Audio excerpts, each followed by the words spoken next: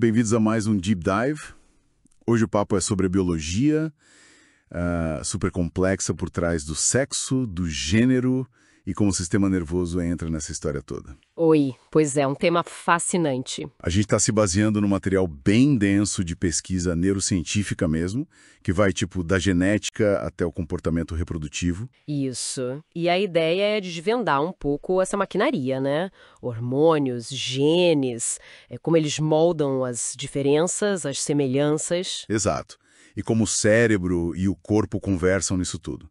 Acho que vai ter umas surpresas biológicas no caminho, hein? Preparados? Com certeza. Bom, então vamos lá. Para começar, a base de tudo é a genética, né? Aquilo que a gente aprende, XX para fêmeas, XY para machos. Mas parece que a chave mesmo está num pedacinho do Y, um tal de gene SRY. Exatamente. O SRY é tipo o interruptor mestre. Ele que faz produzir o fator determinante testicular, o TDF. Sem ele, sabe, as gônadas lá no início que são iguais para todo mundo... Ah, aquelas indiferenciadas. Essas mesmas, das primeiras 6 semanas. Sem o SRY, elas viram ovários. Aí o ducto de Müller forma o útero, as trompas, o sistema feminino interno. E com SRY? Aí a história muda. Com SRY, as gônadas viram testículos. E eles fazem duas coisas. Produzem testosterona, que ativa o outro ducto, o de Wolff, para formar as estruturas masculinas. Tipo os canais deferentes. Isso. E também liberam outra substância que faz o ducto de Müller, o feminino, regredir, desaparecer. Uma curiosidade, o cromossomo Y é bem menor que o X, né? É verdade. Então, isso explica porque algumas doenças genéticas ligadas ao X são mais comuns em homens. Eles só têm uma cópia daquele gene. Faz tudo sentido. E aí, depois da genética, os hormônios entram com tudo, né? Testosterona pro masculino, estradiol, progesterona pro feminino, o clássico. Sim, mas aí que começa a ficar interessante. A fonte mostra que, na verdade, todo mundo tem um pouco de tudo. Homens têm hormônios ditos femininos, mulheres têm os masculinos. Ok, isso já tinha ouvido falar, mas sem mais, né? Tem! O mais chocante, talvez, o estradiol, que é um estrogênio essencial para várias características femininas, ele é feito a partir da testosterona. Como assim? A partir da testosterona? Isso! Uma enzima chamada aromatase faz essa conversão. Testosterona vira estradiol. Peraí, então o hormônio que a gente associa ao feminino é, na verdade, chave para masculinizar o cérebro? Isso é muito contraintuitivo. É surpreendente, né? E essa ação do estradiol, esse que veio da testosterona, parece ser crucial no desenvolvimento do cérebro fetal masculino. Nossa. E o cérebro feminino, como fica? Bom, em roedores, pelo menos, a ideia é que uma proteína, a alfa-fetoproteína, protegeria o cérebro feminino do estrogênio que vem da mãe durante a gestação. Ah, tipo um escudo protetor? É, algo assim. E é bom lembrar que esses hormônios agem de jeitos diferentes, tá? Tem efeitos rápidos, tipo na hora, na excitabilidade dos neurônios. Efeitos mais lentos também. Exato. Efeitos lentos que mudam a expressão dos genes lá dentro da célula. A gente chama isso de efeitos organizacionais, que moldam o desenvolvimento, e os ativacionais, que influenciam mais o comportamento no adulto, a ação do cérebro. Como isso se encaixa com o papel da própria testosterona, dos andrógenos em geral, que a gente sempre ouve falar que são os hormônios masculinos? Ótima pergunta. Não é um ou outro, sabe? Os dois são importantes, mas em momentos e talvez em locais diferentes no cérebro. A testosterona age diretamente, claro, é fundamental para os órgãos sexuais e tem seus efeitos cerebrais também. Ok. Mas essa conversão para estradiol pela aromatase, que acontece dentro de algumas células do cérebro, parece ser um mecanismo extra, específico para masculinizar certas redes neurais num período bem crítico do desenvolvimento. É complementar. Entendi. Um trabalho em equipe hormonal, digamos assim. É uma boa forma de ver. Isso me leva a outra dúvida. Essas ações hormonais no desenvolvimento, elas deixam marcas? Tipo, existem diferenças físicas concretas, duradouras, entre cérebros de homens e mulheres? Olha, existem sim o que a gente chama de dimorfismos sexuais, diferenças na estrutura. Mas é importante dizer, com muita variação individual, muita sobreposição. Não é preto no branco, então? Definitivamente não. Em ratos, por exemplo, tem uma área no hipotálamo, o núcleo sexualmente dimórfico, o ESND, que é bem maior nos machos. Em humanos? Em humanos, tem umas áreas parecidas, os núcleos INAA. Alguns estudos falam que um deles, o INAA3, é em média maior em homens.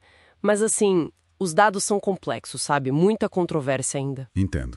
Tem diferenças menores também, na medula espinhal, num núcleo chamado núcleo de Onuf, que controla músculos ali da pelvis importantes para a função sexual, urinária. E as habilidades cognitivas? Aquela história de mulheres melhores em tarefas verbais, homens em espaciais. Isso é relatado em médias populacionais, sim, mas a variação dentro de cada sexo é gigantesca. E é muito difícil separar o que é biologia pura do que é influência da cultura, da experiência de vida. É um desafio enorme essa separação. Imagino. Falando em comportamento, tem um exemplo que a fonte traz que eu achei sensacional. O dos arganazes, os voos. Mostra muito como a química cerebral pode mudar tudo, né? Ah, sim. Os arganazes são um caso clássico, super ilustrativo. Você tem o arganaz do campo, que é monogâmico, o casal fica junto, os dois cuidam dos filhotes. Fofinho. E tem o primo dele, o arganaz montanhês, que é o oposto. Promíscuo, sem laço forte, pouco cuidado parental. E a diferença está no cérebro. Parece que sim. E muito ligado a dois hormônios, ocitocina e vasopressina. Eles são ligados ao vínculo social, à recompensa. A chave está na distribuição dos receptores para esses hormônios no cérebro. A localização dos receptores. Exatamente. Em áreas como o pálido ventral, o núcleo accumbens, que são do circuito de recompensa. O padrão de onde estão esses receptores é diferente nas duas espécies. E dá para mexer nisso? Dá. Se você bloqueia os receptores no arganaz monogâmico, ele não forma o laço com a parceira.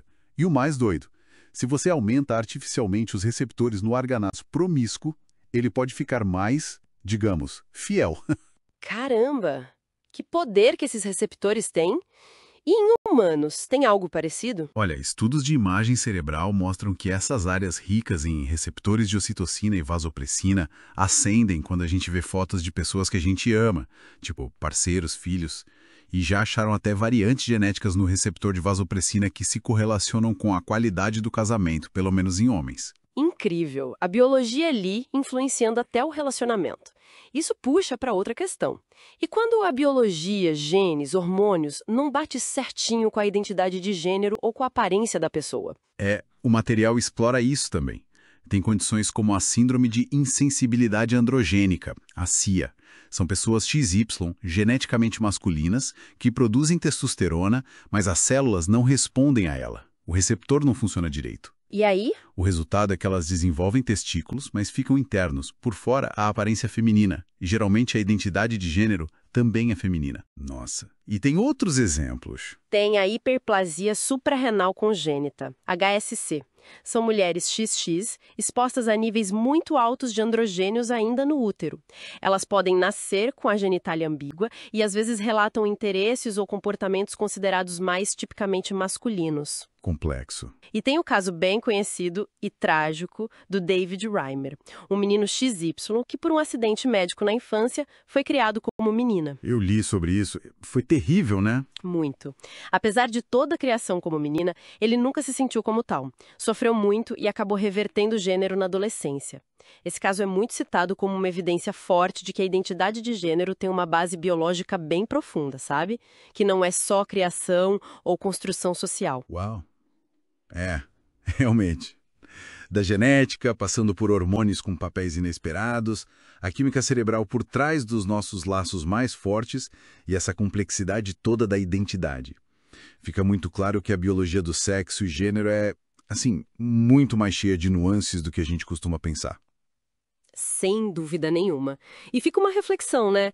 Se a gente viu que algo como a distribuição de uns receptores no cérebro ou pequenas variações nos genes pode influenciar comportamentos sociais tão básicos como formar um casal, como nos organazes e talvez em nós, onde que a gente traça a linha? Boa pergunta. Até que ponto a nossa experiência de vida, a cultura, a sociedade podem interagir com essas predisposições biológicas? Podem talvez até remodelar um pouco isso ao longo da vida, onde termina a biologia e começa, sei lá, a escolha, a vivência, no espectro do comportamento humano.